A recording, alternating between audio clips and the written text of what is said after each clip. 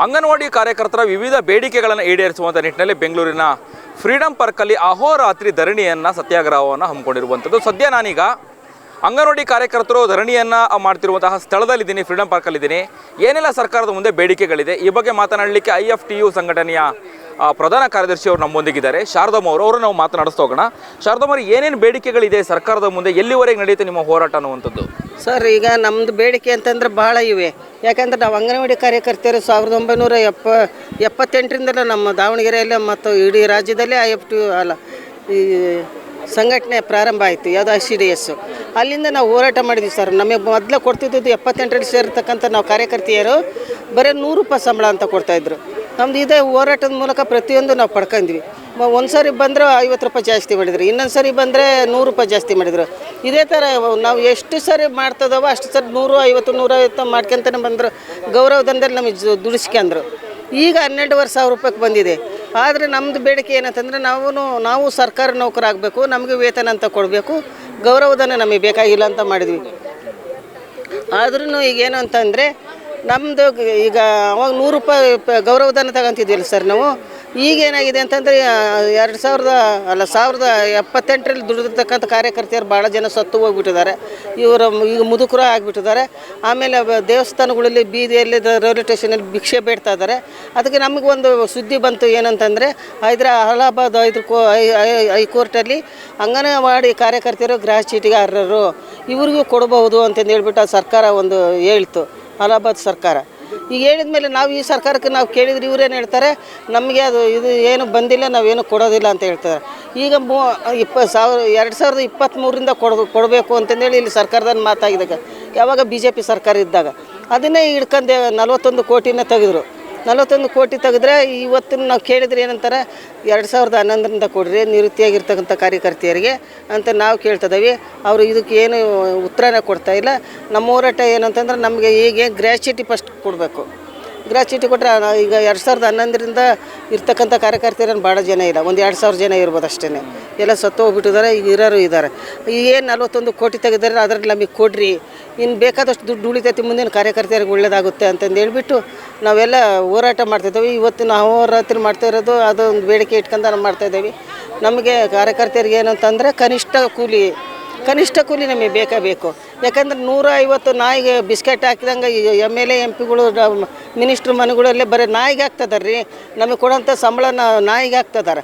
ಆ ಸಂಬಳ ನಾವು ತಗೊತಿದ್ದೇವೆ. ಇವತ್ತಿನ ದಿನ ಪ್ರತಿಯೊಂದು ಕೆಲಸಗಳನ್ನು ಅಂಗನವಾಡಿ ಕಾರ್ಯಕರ್ತೆಯರಿಗೆ ಕೊಡ್ತಾಯಿದ್ದಾರೆ, BLO ಕೊಡ್ತಿದ್ದಾರೆ. ಮತ್ತು ಬೇರೆ ಬೇರೆ ಯಾವ ಇವನು ಸಾಂಕ್ರಾಮಿಕ ರೋಗದಿಂದ ಹಿಡಿದು ಎತ್ತು ಎಮ್ಮೆ ಕುರುಗಳು ಇದನ್ನು ಸರ್ವೆ ಮಾಡಲಿಕ್ಕೆ ನಮ್ಮ ಕಾರ್ಯಕರ್ತೆಯರನ್ನ ಉಪಯೋಗಿಸ್ತಿದ್ದಾರೆ. ಅದು ನಮಗೆ ಭಾಳ ನೋವಾಗ್ತಿದೆ. ಯಾಕೆ ಅದು ತಗೊಂಡ್ರೆ ಸರಿಯದು, ಅದ್ರ ಸಂಭವ ನಾವು ಕೊಡ್ಬೋದು. ಆ ಸಂಭವ ನಾವು ನಿಮಗೆ ಕೊಡ್ತೀವಿ ಅಂತ ಹೇಳೋದು, ಅದನ್ನು ಕೊಡ್ದಂಗಿರೋದು ಒಂದು 6 ತಿಂಗಳು 3 ತಿಂಗಳು ಅದನ್ನ ಮರ ಬಿಡೋದು ಮತ್ತು ಅದು ಸುಮ್ಕಾಗೋದು. ಮತ್ತು ಈಗ ನೋಡಿರಿ BLO ಕೊಡ್ತಾಯಿದ್ದಾರೆ, ನಮಗೆ BLO ಬೇಡ ಅಂತ ಹೇಳ್ತಿದ್ದಾರೆ. ಆದರೆ BLOನ ಅವರು ಮಾಡಲೇಬೇಕು ಅಂತಂದೇಳಿ DC ಯಿಂದ ಹೇಳ್ಸೋದು, ಆಮೇಲೆ ಬೇರೆ AC ಯಿಂದ ಹೇಳ್ಸೋದು. ಸರ್ಕಾರದವ್ರು ಈ ಮಿನಿಸ್ಟ್ರು ಸಹ ಮಾಡಿರಿ ಅಂತ ಹೇಳ್ತಿದ್ದಾರೆ. ಮಹಿಳಾ ಮಂತ್ರಿ ಅವರು ಒಂದಿನ ಘೋಷಣೆ ಮಾಡಿದ್ರು, ಯಾವ BLOಗಳು ತಗೋಬಾರ್ದು ಅಂತಂದೇಳಿ ನಮ್ಮನ್ನೆಲ್ಲ ಕರೆಸಿ ಮಾತುಕತೆ ಮಾಡಿ ಅದನ್ನು ಅನೌನ್ಸ್ ಮಾಡಿದರು. ಆದರೂ ಅದು ಇವತ್ತಿನ ಸರ್ಕಾರದಿಂದ ಏನು ನಮಗಾಗಿಲ್ಲ. ಕಾರ್ಯಕರ್ತೆಯರಿಗೆ ತುಂಬ ಕಷ್ಟ ಇದೆ. ಲಕ್ಷ್ಮೀ ಹೆಬ್ಬಾಳ್ಕರ್ ಅವರಿಗೆ, ಸಚಿವರಿಗೆ ನೀವು ಮನವಿ ಕೊಡಲಿಲ್ವಾ? ನಿಮ್ಮ ಸಮಸ್ಯೆ ಬೇಡಿಕೆ ಬಗ್ಗೆ ಅವ್ರಿಗೆ ಗಮನಕ್ಕೆ ತರಲಿಲ್ವಾ? ಕೊಟ್ಟಿದ್ದೇವೆ ಸರ್. ಮೊನ್ನೆ ಬೆಳಗಾವಿ ಹೋಗಿದ್ವಿ, ಅವ್ರ ಮನೆಯಲ್ಲೇ ನಾವು ಕೊಟ್ಟಿದ್ದೇವೆ. ಇವು ಹಲವಾರು ಬೇಡಿಕೆಗಳು. ಲಕ್ಷ್ಮೀ ಹೆಬ್ಬಾಳ್ಕರ್ ಈಗ ಬಂದಿರ್ಬೋದು, ಅವಾಗ ಸಿದ್ದರಾಮಯ್ಯರು ಉಮಾಶ್ರೀ ಅವರು ಇದ್ದಾಗೆಲ್ಲ ಅವರು ಒಂದೊಂದು ಏನಂದ್ರೆ ಒಂದು ಹಂತವಾಗಿ ನಮಗೆ ಒಂದು ಸ್ವಲ್ಪ ಗೌರವಧನ ಕೊಟ್ಟರು. ಈಗ 12,500 ನಾವು ಈಗ ತಗೊತಾ ಇದ್ದಾರೆ. ಈಗ ನಮಗೆ ತುಂಬ ಅನ್ಯಾಯ ಆಗ್ತಿದೆ. ನಮ್ಗೇನಂತಂದ್ರೆ ನಮ್ಗೆ ಕನಿಷ್ಠ ಕೂಲಿ ಕೊಡ್ರಿ ಅಂತ ಕೇಳ್ತಿದ್ದೇವೆ. ಕನಿಷ್ಠ ಕೂಲಿ ಕೊಟ್ರೂ ಏನೋ ಒಂದು ಸ್ವಲ್ಪ ಬದುಕಬಹುದು. ಆಮೇಲೆ ಗ್ರ್ಯಾಚ್ಯುಟಿ ಕೊಡ್ರಿ, ಯಾಕಂದರೆ ಈ ಸತ್ತರರು ಇದ್ದಾರೆ, ಭಿಕ್ಷೆ ಬೇಡ್ತಿದ್ದಾರೆ, ಅವ್ರಿಗೆಲ್ಲರಿಗೂ ಒಂದು ಅನುಕೂಲ ಆಗುತ್ತೆ. ಮತ್ತು ಸ್ವಲ್ಪ ಜಾಸ್ತಿ ಮಾಡಿದರೆ ಗೌರವಧನನಾಗಲಿ. ಮನೆ ಹೇಳಿದ್ರು ಅಧಿವೇಶನದಲ್ಲಿ ಏನು ಹೇಳಿದರು, ಸೀರೆ ಕೊಡ್ತೀವಿ ಅಂತಂದ್ರೆ. ಇದು ಎಷ್ಟು ಅಸಹ್ಯ ಅಂತಂದರೆ, ಸೀರೆ ಕೊಡ್ತೀವಿ ಅಂದ್ರೆ ಏನು ರೀ, ನಾವೇನು ಸೀರೆಗಳು ಉಟ್ಕೊಳೋದಿಲ್ವ? ಅದು ಕಾಮನ್ನಾಗಿ ನಮ್ಮ ಬೇಡಿಕೆ ಇತ್ತು. ಅದು ನೀವು ಯೂನಿಫಾರ್ಮ್ ಕೊಡ್ರಿ ಅಂತಂದೇಳಿ, ಮಕ್ಕಳಿಗೆ ಕೊಡ್ರಿ, ನಮಗೂ ಕೊಡ್ರಿ ಅಂತ ಕೇಳಿದ್ವಿ. ಅವಾಗ ಕೊಟ್ಟರು. ಸೀರೆಗೂ ಈಗ ಮಾಡ್ತಕ್ಕಂಥ ಬಡ್ಜೆಟ್ಟಿಗೂ ಒಂದು 1,000 ರೂಪಾಯಿನಾರ ಜಾಸ್ತಿ ಮಾಡಿದರೆ ನಮಗೊಂದು ಅನುಕೂಲ ಆಗುತ್ತೆ. ಇವತ್ತಿನ ದಿನ ಏನೋ ಒಂದು ಕಾಯಿಲೆ ಆದರೆ ಒಂದು ಗುಳಿಗೆ ಟಾನಿಕ್ಕು ತಗೋಬೇಕು ಅಂತಂದ್ರೂ ಇವಾಗ ಏನು ತಂದೆ ತಾಯಿಗಳ ಮಕ್ಕಳು ಯಾರೂ ನೋಡೋದಿಲ್ಲ.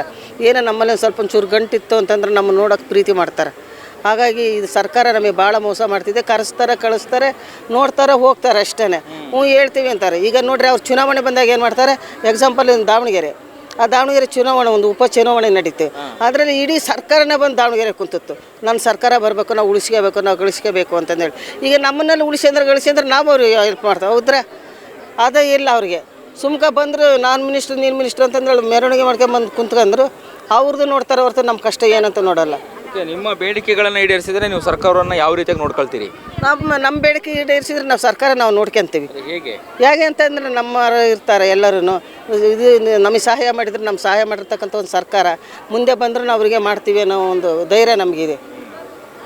ಓಕೆ, ನಿಮ್ಮ ಬೇಡಿಕೆಗಳನ್ನು ಈಡೇರಿಸುತ್ತೆ ಸರ್ಕಾರ, ಈಡೇರಿಸುತ್ತೆ ಅನ್ನುವಂತಹ ವಿಶ್ವಾಸ ಇದೆಯಾ, ಭರವಸೆ ಇದೆ ನಿಮಗೆ? ನಮಗೆ ಯಾಕೆಂದರೆ ಕಾಂಗ್ರೆಸ್ ಸರ್ಕಾರ 2013-14 ಇದ್ದಾಗ ಒಂದೇ ಸರಿಗಿನ ನಾವು ಬಂದು ಇದೇ ಥರ ನಾವು ಅವ್ರ ಹತ್ರ ಚಳುವಳಿ ಮಾಡಿದ್ವಿ.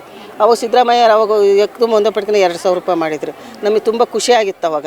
ನಾವು ಈಗಲೂ ಸಹ ಕಾಂಗ್ರೆಸ್ ಸರ್ಕಾರ ಬಂದಾಗ ಸಿದ್ದರಾಮಯ್ಯರೇ ಬಂದಿದ್ದಾರೆ, ಹೆಬ್ಬಾಳ್ಕರ್ ಇದ್ದಾರೆ, ಅವರು ಮಹಿಳೆಯರಿಗೆ ಸ್ಪಂದಿಸ್ತಾರೆ ಅಂತ ನಮ್ಗೆ ಭರವಸೆ ಇಟ್ಕೊಂಡಿದ್ವಿ. ಅವ್ರು ಈಗೇನು ಹೇಳಿಲ್ಲ, 6ನೇ ಗ್ಯಾರಂಟಿ ನೀವು ಕೊಡ್ತೇವೆ ಅಂತ ಹೇಳಿದ್ರು. 6ನೇ ಗ್ಯಾರಂಟಿಲೇ ಯಾವುದು ಗ್ಯಾರಂಟಿ ಇಲ್ಲ. ಬರೀ ನಮಗೆ ಗ್ಯಾರಂಟಿ ಕೆಲಸಗಳಂದ್ರೆ ಬೇರೆ ಬೇರೆ ಕೆಲಸಗಳನ್ನೆಲ್ಲ ನಮಗೆ ಹಚ್ತಾ ಇದ್ದಾರೆ. ಇದು ತುಂಬ ನಿರ್ದಿಷ್ಟವಾದ ಒಂದು ಇದು. ಎಲ್ಲಿವರೆಗೆ ಹಾಗಾದರೆ ನಿಮ್ಮ ಬೇಡಿಕೆಗಳನ್ನು ಈಡೇರಿಸುವಂಥ ನಿಟ್ಟಿನಲ್ಲಿ ಹೋರಾಟ ಎಲ್ಲಿವರೆಗೆ ಶಾರದಮ್ಮರೇ? ಕೊನೆಯವರೆಗೆ ಸರ್, ನಮ್ಮ ಜೀವ ಇರೋವರೆಗೆ ನೋಡಿ ಅವ್ರು ಎಲ್ಲಿ ತನಕ ಕೊಡೋದಿಲ್ವೋ ಅಲ್ಲಿ ತನಕ ನಮ್ಮ ಹೋರಾಟ ಇದ್ದಿದ್ದೆ. ಯಾವಾಗಲೂ ಹೋರಾಟ ಮಾತ್ರ ನಾವು ನಿಲ್ಲಿಸೋದೇ ಇಲ್ಲ. ಈ ಹೋರಾಟ ಬಂದಿದ್ದೀರಾ? ಯಾವ್ಯಾವ ಜಿಲ್ಲೆಗಳಿಂದ, ಯಾವ್ಯಾವ ತಾಲೂಕು, ಯಾವ ಭಾಗಗಳಿಂದ ಬಂದಿದ್ದೀರಾ ನೀವು? ದಾವಣಗೆರೆಯಿಂದ ಬಂದಾರೆ ಸರ್, ಹಾವೇರಿಯಿಂದ ಬಂದಿದ್ದಾರೆ, ಬೆಳಗಾವಿಯಿಂದ ಬಂದಿದ್ದಾರೆ, ಆಮೇಲೆ ಇದು ಚನ್ನಗಿರಿಯಿಂದ ಬಂದದ್ದು, ದಾವಣಗೆರೆ ಜಿಲ್ಲೆ ಒಟ್ಟು ಬಂದದ್ದು, ಆಮೇಲೆ ಬಳ್ಳಾರಿಯಿಂದ ಎಲ್ಲ ಬಂದಾರೆ ಸರ್. ನಾವು ಇದು IFT ಇದು ಹೊಸ ಸಂಘಟನೆ. ನಾವು ಈಗ AITCಯಿಂದ ನಾವು ಭಾಗವಾಗಿ ಬಂದು ಈ ಒಂದು ಸಂಘಟನೆ ನಮಗೆ ಒಳ್ಳೆ ಹೆಲ್ಪ್ ಕೊಡ್ತಾ ಇದ್ವಿ. ಅಧಿಕಾರಿಗಳ ಲೆವೆಲಲ್ಲಿ ಯಾರಾದರೂ ಬಂದಿದ್ರಾ? ಏನಾದರೂ ನಿಮ್ಮ ಆಹ್ವಾನಗಳನ್ನು ಸ್ವೀಕಾರ ಮಾಡಿದ್ರಾ? ಯಾವತ್ತೂ ಮಾಡಿಲ್ಲ ಸರ್. ಅಧಿಕಾರಿಗಳು ಇದರಿಂದ ಯಾವಾಗಲೂ ಬಂದಿಲ್ಲ. ಈಗ ಬಂದಿರೋದು, ಈಗ ಮಾತುಕತೆ ಕರೆದಿರೋದು ಈಗ ಬಂದ್ರೆ. ನಾವು ಸುಮಾರು 30-40 ವರ್ಷದಿಂದ ಮಾಡಿದ್ರು ಯಾವ ಅಧಿಕಾರಿಗಳು ಬಂದು ಏನು ಮಾಡಿಲ್ಲ. ಬರೀ ಕೆಲಸ ಕೊಡ್ತಾರೆ ಹೊರ್ತು ಯಾವುದನ್ನು ನಮಗೆ ಏನು ಹೇಳಿಲ್ಲ, ಅಧಿಕಾರಿಗಳು ಹೇಳಿಲ್ಲ, ಯಾರು ಹೇಳಿಲ್ಲ. ಮಿನಿಸ್ಟ್ರು ಬರೋದು, ಒಂದು ಮನವಿ ತಗೊಳೋದು, ಹೋಗೋದು, ಈ ಥರ ಮಾಡಿದ್ದಾರೆ. ಏನು ಹೇಳ್ತೀರಾ ಕೊನೆಯದಾಗಿ ಸರ್ಕಾರಕ್ಕೆ ಮತ್ತು ಅಧಿಕಾರಿಗಳಿಗೆ, ಸಚಿವರಿಗೆ ಏನು ಹೇಳಿಕ್ಕೆ ಬಯಸ್ತೀರಿ ಈ ಮೂಲಕ? ಅವರು ನಮ್ಮ ಬೇಡಿಕೆ ಈಡೇರಿಸ್ಬೇಕು. ಯಾಕಂತಂದ್ರೆ ಅವ್ರ ಮಕ್ಕಳಿದ್ದಂಗೆ ನಾವೆಲ್ಲ. ಈ ಸರ್ಕಾರದ ಕೆಲಸ ದೇವ್ರ ಕೆಲಸ ಅಂತ ದೊಡ್ಡದಾಗಿ ಬೋರ್ಡ್ ಹಾಕೊಂಡಿದ್ದಾರೆ. ಆ ಕೆಲಸ ನಾವೆಲ್ಲ ಮಾಡ್ತಾಯಿದ್ದಾವಲ್ಲ, ಅದು ಸರ್ಕಾರ ಅದನ್ನು ನಮ್ಮ ಸ್ಪಂದಿಸಬೇಕು, ನಮ್ಮನ್ನು ಕರಿಬೇಕು, ನಮಗೆ ಕೊಡ್ತಕ್ಕಂಥ ಗೌರವಧನ ಹೆಚ್ಚಿಸ್ಬೇಕು. ಗೌರವಧನನ್ನೇ ಹೆಚ್ಚಿಸಲಿ. ನಾವು ವೇತನ ಅಂತ ಕೇಳ್ತಿದ್ದೇವೆ.